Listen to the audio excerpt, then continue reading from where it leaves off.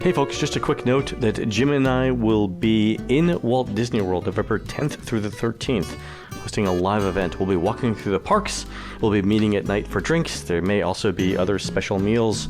Who knows, Jim might also do some belly dancing over in Morocco. Take a look at all of the events over at our travel partners website, storybookdestinations.com/DisneyDish. That's storybookdestinations.com/DisneyDish. And now, on with the show. Welcome back to another edition of the Disney Dish podcast. It's me, Len Testa. With me, as always, my trusty sidekick. Actually, I think I'm the sidekick in this relationship, but let's go with this. One Mr. Jim Hill. Jim, how's it going? I'm still kind of reflecting on the belly dancing in Morocco. Technically, given my current size, it would be Morocco and Japan. Kind of a sumo thing going on here, Len. You know, I'm not proud. Call it what you will, Jim. Call it what you will. There we go.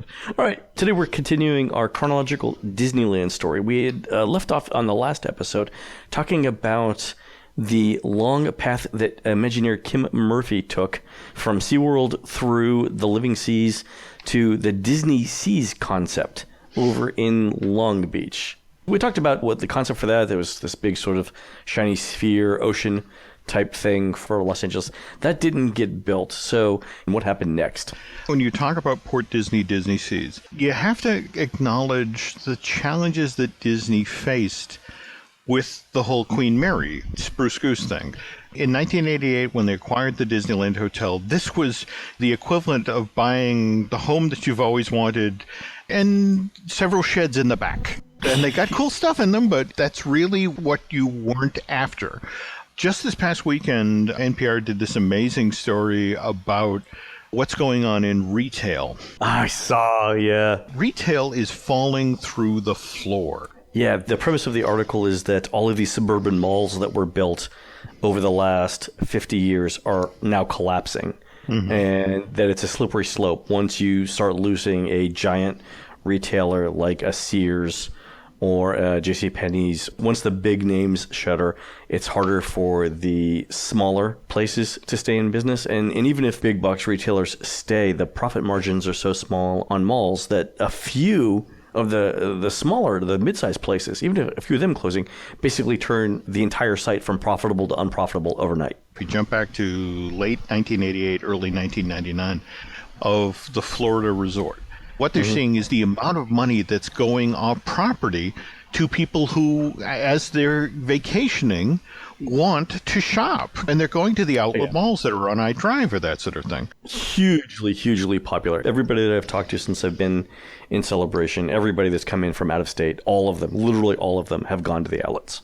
Back in late 88, early 1989, the Walt Disney Company is seriously considering building a 1.5 million square foot mega mall on all that land it owned in Osceola County. So, Len, where you're standing right now was where the Orange Julius was going to be built. Oh, I would kill for an Orange Julius right now, Jim. That's a good drink. It's what orange juice should be. Well, there we go. When you look over the material that talks about this mega mall project, it's filled with all of these Bloomingdales, the Saks Fifth Avenues, the Neiman Marcuses. But even then, Eisner didn't feel like that was a big enough draw. They wanted something that would really make this mall stand out. So he reaches out to Harrods. Harrods wanted into the American market. Given how famous they are in London and very elite reputation, they weren't willing to go just anywhere. And so Disney actually offered them a twofer. We just recently did our Unbuilt Disney show about those nightclubs that were going to be built in Burbank as part of the Disney MGM Backlot project. Well, that was obviously supposed to get you there at night. During the day, they wanted destination retail. So the offer they were making to Harrods was, you come in with us on these two projects. We'll put you in our mega mall in Florida, and we'll put you in the Studio Backlot project, and we will put the full force of the Disney company behind you. The Imagineers will design an amazing retail space, and you will come into the American market in a big, big way. Wow. because of what was going on outside of these two projects. One of the things that was powering the development of this mega mall in Osceola County was that at the same time, Disney was meeting with two Japanese consortiums to build a mag-lev train that would take people straight from the Orlando airport to Epcot. And half of the cars were literally going to be a transportation system. That you got off your plane, you went to the mag-lev train, it took you to a depot at Epcot, and you could then go to whatever Disneyland or Disney World resort you were staying at. But the other half of this thing was a ride. People in Epcot would get into this sealed car, and it would zoom to the airport at 300 miles an hour, and then you'd sit there for a moment while the train loaded, and then zoom back to Epcot. But the thing was that the other attractions in Central Florida that were going to have to provide the right-of-way and the tax breaks for Disney to do this. I can't imagine going to Hilton and saying, hey, we'd like to put a pylon for a giant monorail that goes directly to the airport on your property. Yeah, that's not going to happen. Well, all they asked for, they wanted a stop by the Orange County Convention Center on I-Drive with the notion that if people got off there, they then might go to SeaWorld, they then might go to Universal Studios, or for that matter, they might visit I-Drive. And Disney is like, oh, no, we don't share. Yeah. And the project dies there, and because that project dies, well, you don't need a monorail spur that would then take people from the mag-lev train station over to your mega mall. I just came across this amazing newsletter.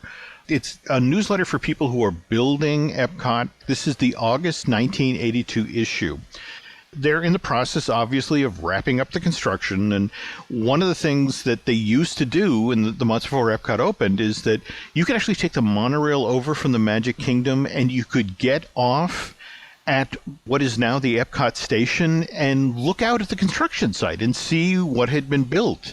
Really? As a tourist, you could? This was literally an attraction. There was a little gift shop there. That was the very first place you could buy Epcot merchandise, was this little kiosk that was on the monorail thing. But it's August. It opens in 3 months, so they're in the process of shutting it down, and they're thanking the folks who actually built the monorail extension, the Morris Knudsen Company, who work with American Bridge. They're talking about how they erected 327 piers and 407 beams to make this all possible, to create the 2.4-mile route that gets people back and forth to the new park. They mention that as this is going on, Disney is in the process of buying the on-site construction. You know, they literally had a yard there on property where they were casting the monorail beams, because as they found out from what they'd done when they first did the monorail on property, where the beams were cast in Seattle and then taken by train down to Florida, prohibitively expensive and hundreds of transportation challenges.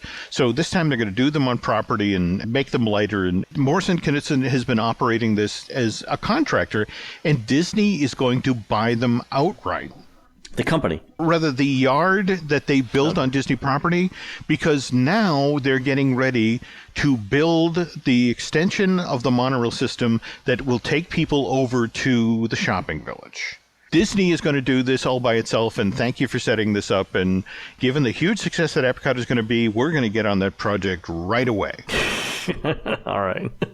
And never happens. This is the way it is with Disney. There are all sorts of projects like this that get announced, and to double back to the thing in Burbank with the MGM lot, the financials began not to line up, and so they back away from that. Now, think about this. Disney has cut this deal with Harrods. Okay. And you get in bed with us, and we're going to bring you to the American market in a big, big way. And suddenly your mega mall is falling off the table, and you're not doing the Burbank thing. And here's Harrods. So it's like, you promised you introduce us to the U.S. market. So what do? December of 1989, they announced, hey, we're going to put Harrods on the Queen Mary. Really? Harrods on the Queen? That sounds like a terrible idea. Oh, it gets worse, Len. You have to understand, the store in London is 675,000 square feet. And, I've been. It's a destination. Have you been? No. But I've always heard it's amazing. It's really, really high-end retail. Bottom floor, the food halls, they are legendary. Excellent service everywhere. I think the top floors, it's like one-stop shopping if you wanted to decorate your palace. Mm-hmm. So the higher up you go, I guess, the more high-end the stuff goes. But you can walk around. Everyone's super friendly. The thing I remember about it, other than the food halls, is I think at the time it was £1 or £2 to use the toilets. This is how they keep the riffraff out. And also they have a fantastic tea service. Actually, one of my favorite tea services in the entire world in Harrods. I've gone a couple of times. Consistently good. Is it as good as, at the Plaza or something like that? I don't know. But I really like the service there. You picture this, Len. You go from 675,000 square feet down to 900 square feet. This is what they built on the Queen Mary. That they basically was a shop that sold 125 items that had the Harrods name on it, but the size of a bathroom. But okay, there we go. All right, there we go. But we're going to get started. We got to do something on the Queen Mary, and this will make it special. And at the same time, as they're announcing this, they're also announcing a year-long promotion that they'll be doing at the Queen Mary to sort of show this is how Disney's going to handle the Queen Mary. We're going to do the Voyage of 1939. And the gimmick of this year-long presentation is that 39 is really the last year before war consumed Europe.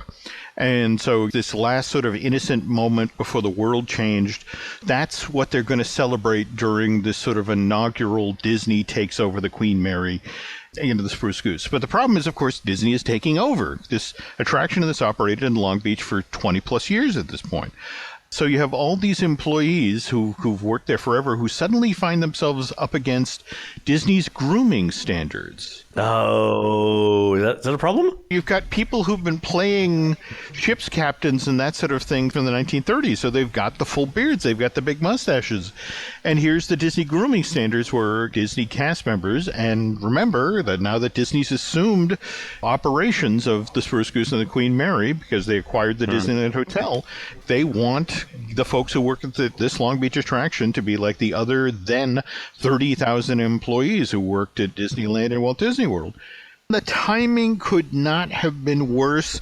This story, they start as they're sort of trying to get this grooming standard in place for their thing that kicks off on January of 1990. So, of course, as the Christmas holidays are arriving, Disney is laying off employees or fining them or suspending them for having facial hair as Christmas arrives. All right? That's all right, Ebenezer. Well, what's worse is evidently there's this great political cartoon of the Long Beach Telegram where it's basically Santa trying to go down the smokestack at the Queen Mary, and Mickey's like, okay, fat boy, shave. Jesus.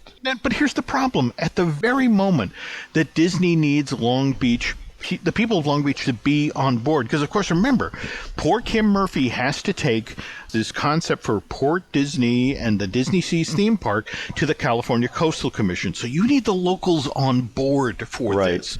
Yeah, at least quiet, not riled up, okay? The very first time that Disney tried to do something that was crazy immersive was, in fact, Voyage of 39 on the Queen Mary. I mean, picture this, Len. You come up the gangplank at the Queen Mary.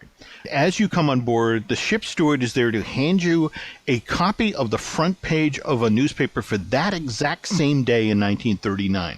So you are dropped immediately into the world of January 5th, 1939.